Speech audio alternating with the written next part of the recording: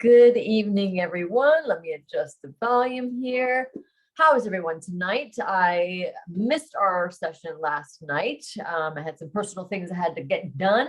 'Tis the holiday season and the time is crunching down until Christmas. So I had to get some stuff done. But tonight we are back with live reading with me, Debbie Cromack, the author of Someone Exactly Like Me.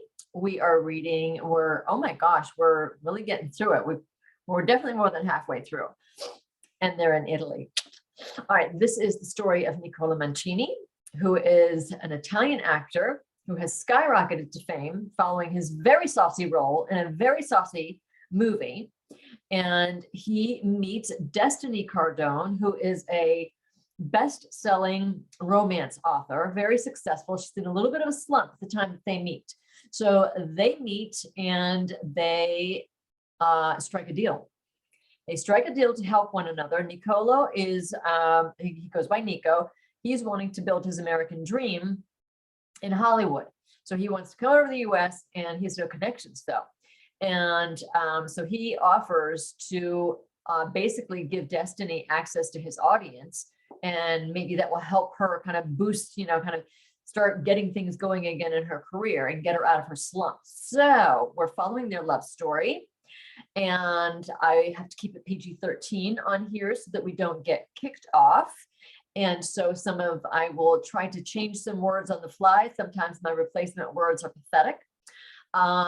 Sometimes I'm going to have to leave out paragraphs or maybe even scenes. Certain scenes we're not going to be able to talk about on here because we're going to get ourselves in trouble. So I will let you know when those are. What else? You can get Someone Exactly Like Me, and where did I put them? Oh, they're right here. And you can also get Untouchable Zane. So you can get these two. These are my two books. You can get both of these on Amazon. They're both available, obviously, in paperback and ebook. And they're both enrolled in Kindle Unlimited, so you can read them for free in Kindle Unlimited as well. I'm reading from my author copy, which has a lovely stripe across it. But you can also get signed copies if you would like, which is, kind of a fun gift, be it to somebody else who is a romance reader in your life or for yourself. And you will always get, when you get a signed paperback from me, a bookmark and some other little goodies that I like to include, just as my way of saying thank you. They're $15, including shipping in the United States. And if you want outside of the United States, we will figure out the shipping costs, which I know right now, because I've been doing some shipping to some people, and it's crazy. All right, let's get started on our reading for tonight. And again, I'm not the best out loud reader there is, so I apologize for that, but thank you for everybody who's been hanging in there with me. I appreciate you. All right. Let's get started. We are on chapter 20. We're in Nico's point of view.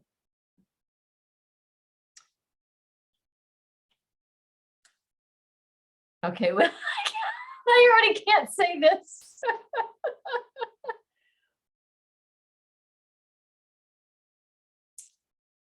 I'm not sure if I can say this, you guys. Yeah, we're gonna have to skip some stuff already here. Yeah, she squirms a little, but she doesn't stop me. Her tiny breaths tell me she likes it. We're gonna skip some stuff here. All right, we gotta skip a little. I'm too uncertain about some of the words here and some of the descriptions that I don't want to get kicked off. All right, so she says, I thank you. My feet are a lot better now, she says as she stands. I'm getting tired. I think I'll go to bed. What time are we starting tomorrow? I chuckle to myself. I love that I get her flustered. Sleep as long as you like. We're in no rush. I stand, stepping toward her, wanting to kiss her cheeks and inhale her intoxicating vanilla scent. She brushes quickly past me. Okay, good night then, she says, then goes straight to her room and closes the door.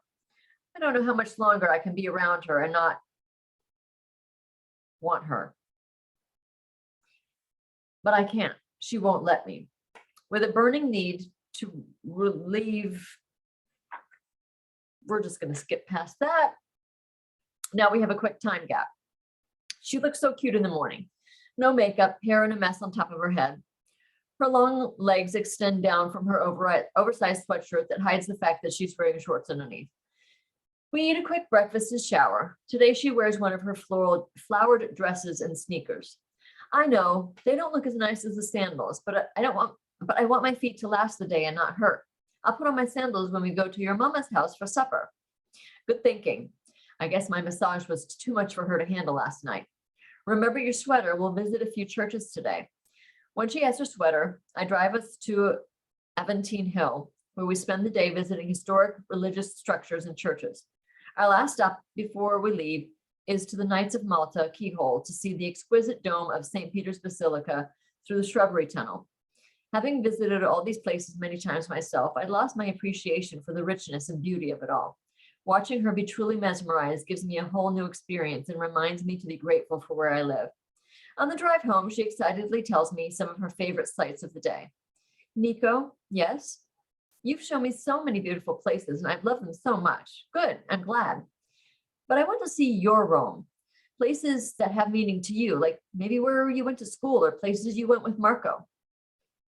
I'll show you. Tonight, we go to Mama's in the house I grew up in. Tomorrow, I'll take you on my motorcycle to a few places and we'll drive along the coast for you to see the beautiful ocean. There's a beach we'll stop at also. That sounds nice. I look forward to it. When we get back home, we still have time before we're due at Mama's. I think I'll do some writing out on the patio before we go to your Mama's. Okay, I have a song I'm working on. Do you mind if I join you? Not at all. Do you want to have a cigarette first? I'd rather not be out there while you smoke. My heart sinks in my chest. Her strong dislike of my addiction continues to remind me of how badly I want to quit. Damn these cigarettes.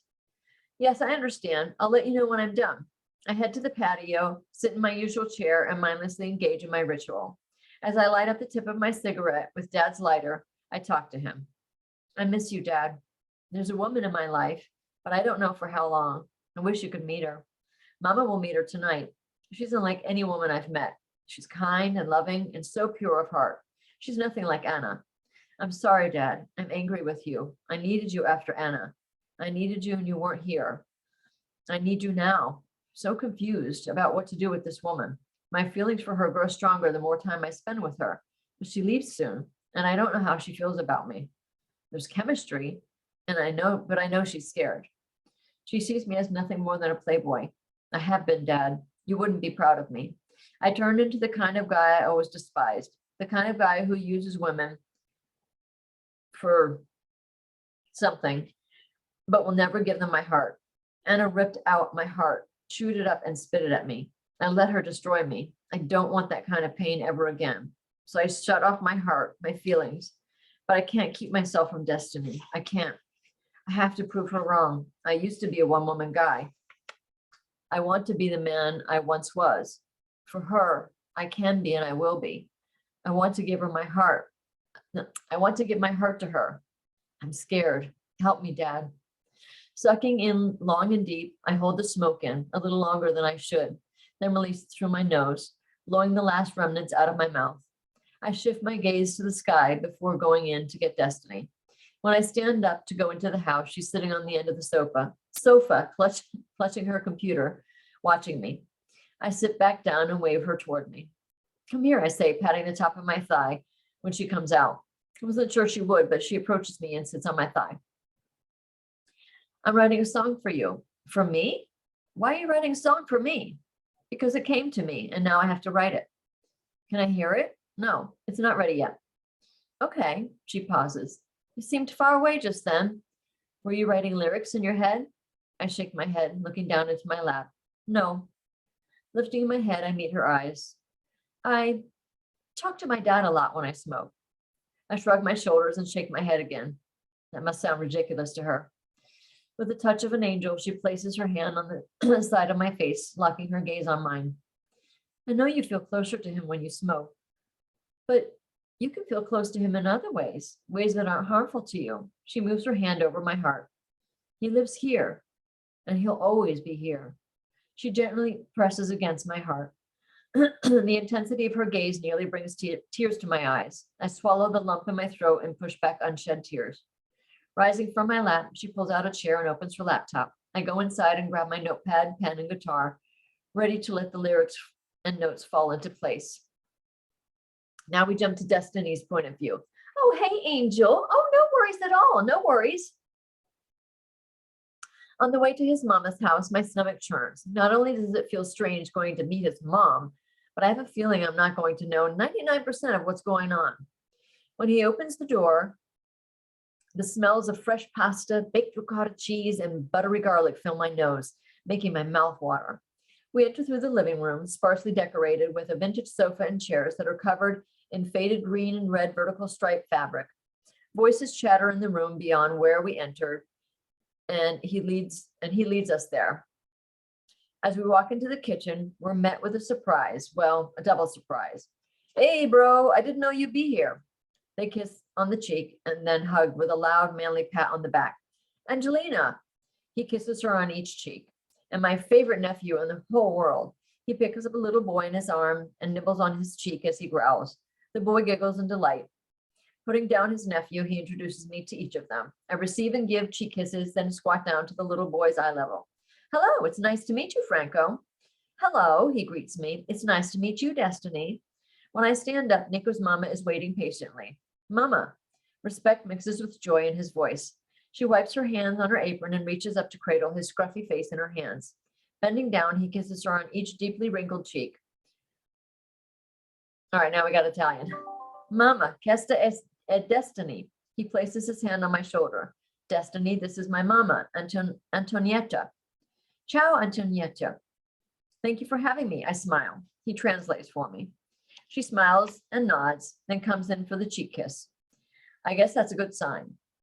Once we release, she says something as her hands fly around. Whatever she said makes him laugh. Mama, his tone shifts to playfully reprimanding. He must see the puzzled look on my face. She says you need to eat pasta, lots of pasta. He chuckles again. All I can do is smile politely. Don't forget about me, Giovanna sings her flirtatiousness. Giovanna sings her flirtation while batting her eyelashes at him. Great, Giovanna's here, as if I wasn't already feeling nervous and uncomfortable. Gigi, I didn't know you were coming. Always the gentleman, he kisses her cheeks. Mama told me you were coming for dinner. She calls his mom, Mama. Simmer down. I call Candy's mom, Mom, because I've known her since I was a kid. This is no different. Not that it matters. Hi, Giovanna. I don't really want to kiss her. Oh, Destiny. She tilts her head, forcing a face smile. How nice to see you again, she says, lacking sincerity, as she purses her filler-filled lips and leans in for more of an air kiss, which is fine by me. His mama has made delicious stuffed shells, a salad, and the best garlic bread I've ever eaten. They all chatter in Italian during dinner, and Nico tries to fill me in on a few things they're talking about. Watching Giovanna tease him and flirt with him turns my stomach, though it really shouldn't. I don't belong here. Unable to physically vanish, I sit quietly and eat my meal. After dinner, I help clean up the dining room and kitchen while Nico and Marco play with Franco in the living room. Nico kneels down and Franco climbs onto him and lets Franco climb onto him, riding him like a pony. With each demand of go, go, go from Franco, he neighs and circles the room, weaving in around the few pieces of furniture. When he passes the sofa, he grabs a rose-embroidered pillow with his teeth and shakes his head around like a dog, causing Franco to erupt into laughter. I love his playful nature and watching him with kids. It's a side of him I never would have expected. A side that's quite sweet. All right, that's the end of the page. How about we stop there for tonight? What do you guys think? I would love to know. Let me know in the comments. And TikTok, stay with me. My YouTube friends, thank you for joining me. I hope you're enjoying the sessions. And if you are, I would love for you to like, share, maybe subscribe. That would be so awesome. So I will see you tomorrow night.